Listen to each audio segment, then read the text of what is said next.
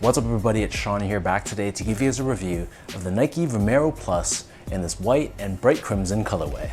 I'd say the majority of my subscribers follow my channel for my sizing advice because let's face it, every single shoe seems to fit a little bit different, let alone different brands or even the same exact model that are released over different years. They just seem to fit differently all the time. But what if any shoe you bought could fit you regardless of how your feet fit? Well, while that's yet to happen, in the world of belts, Anson Belt & Buckle has solved that problem. So today's video is sponsored by Anson Belt & Buckle. They're a family-owned business that honestly have really changed the game of how traditional belts work. So you know, your everyday belt that you'd pick up at a store, first off, you have to figure out your waist size, which dictates the length of the belt you buy. And then once you get that belt, the holes are punched 1 inch apart. So while that may be ideal for you right now, let's say you lose a little bit of weight or gain a little bit of weight, then all of a sudden that perfect belt is not going to fit you the same anymore. So Anson Belt & Buckle solves that problem forever. Their belts feature this track system with each notch spaced 1/4 inch apart. So there's no holes actually in this belt. You just run it through and figure out your size based off of the increments of this track. So even if you gain a little bit of weight, this same exact belt is gonna fit you regardless. And if that wasn't enough, their belts are also interchangeable between the belt itself and the belt clip. So you can mix and match the combinations. They have everything ranging from this beautiful brown leather, they have micro suede belts or canvas belts if you're looking for something a little bit more casual.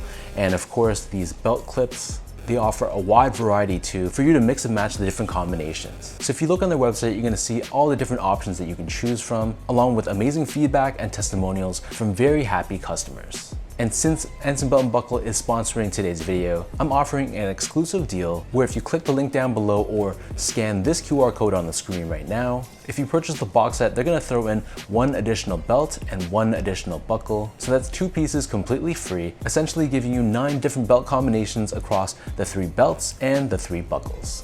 So check them out. Honestly, I'm very picky on what products I wanna feature on my channel, and when it comes to belt, honestly, they really have changed the game. So check out Anson Belt & Buckle and elevate your belt game today.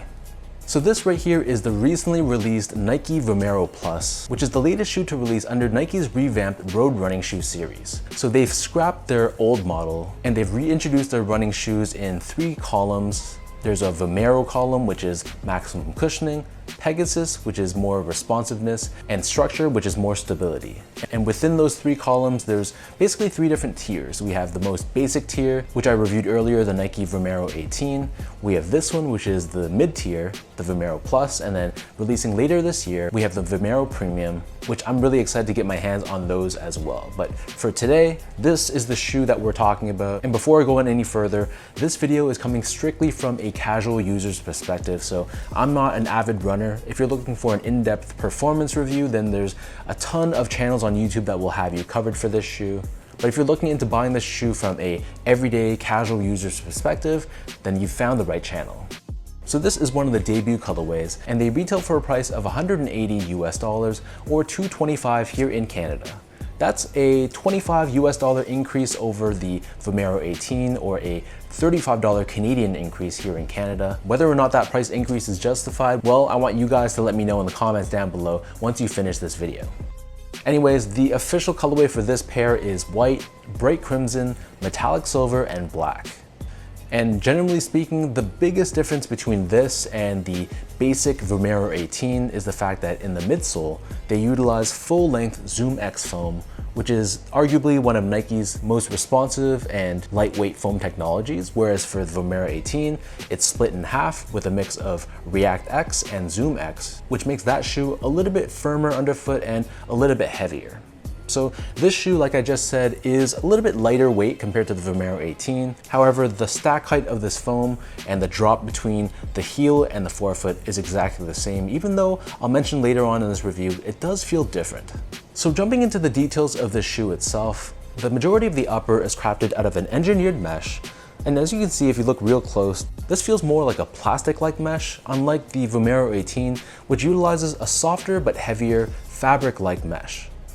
So this mesh here is a bit translucent. You can see a black or dark gray swoosh underneath. Surrounding the front toe cap, we have a fused layer here, which gives the shoe a little bit more durability.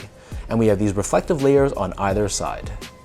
Moving downwards, woven into the mesh, we have these white colored flowing lines, which kind of reminds me of the Air Max 97 a little bit. And then we have more fused layers covering the eyelets of the shoe. And then on the very top eyelet, this is reinforced with this TPU layer to give it more strength and durability. Underneath this on the mid panel, we have this large dark gray colored Nike swoosh. And then on the medial side, we have a smaller swoosh here in the same place. Moving downwards, we have more of that engineered mesh. This covers the entire heel of the shoe. We do have a pull tab running down the center. This is constructed out of this plastic-like material, which is translucent. We have a reflective layer here on the bottom, along with Nike running branding on the top. As far as the laces go, this pair only comes with one lace option, and they're a slightly stretchy, white-colored flat lace.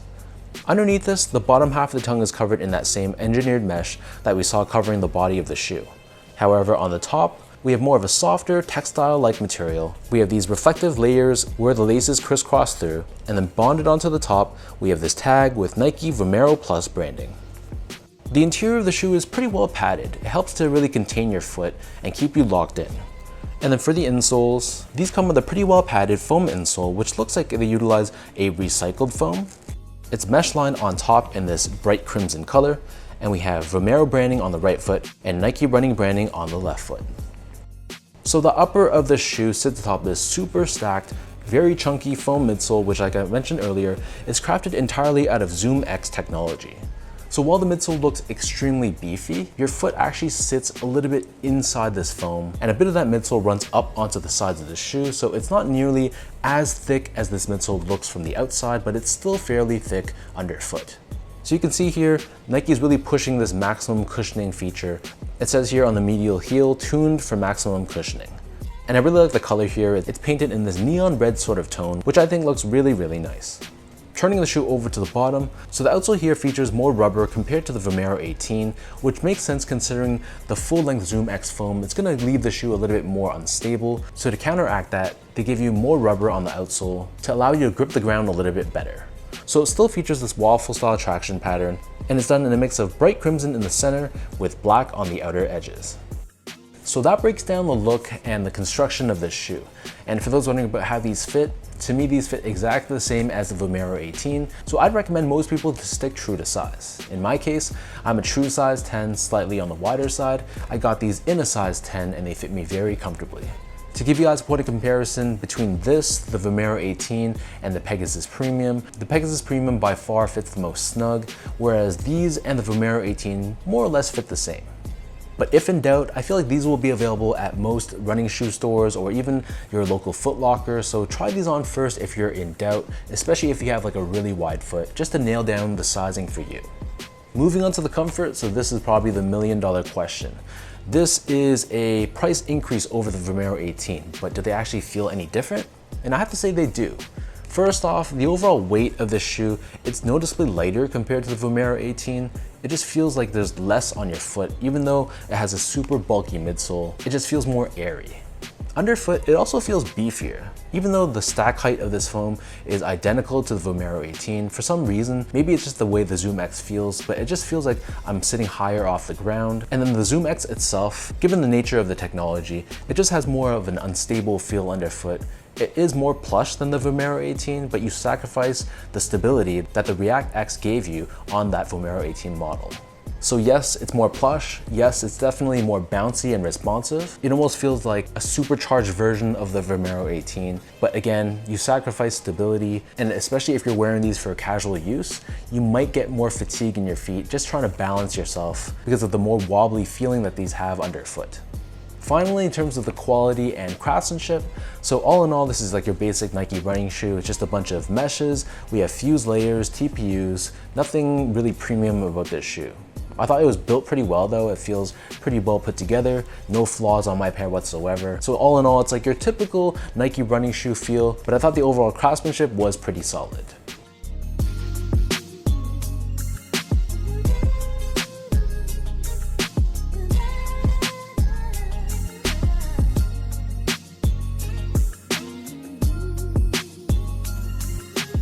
So with all of that out of the way now, let me toss these on feet, I'll lace them up, and I'll show you guys how these look.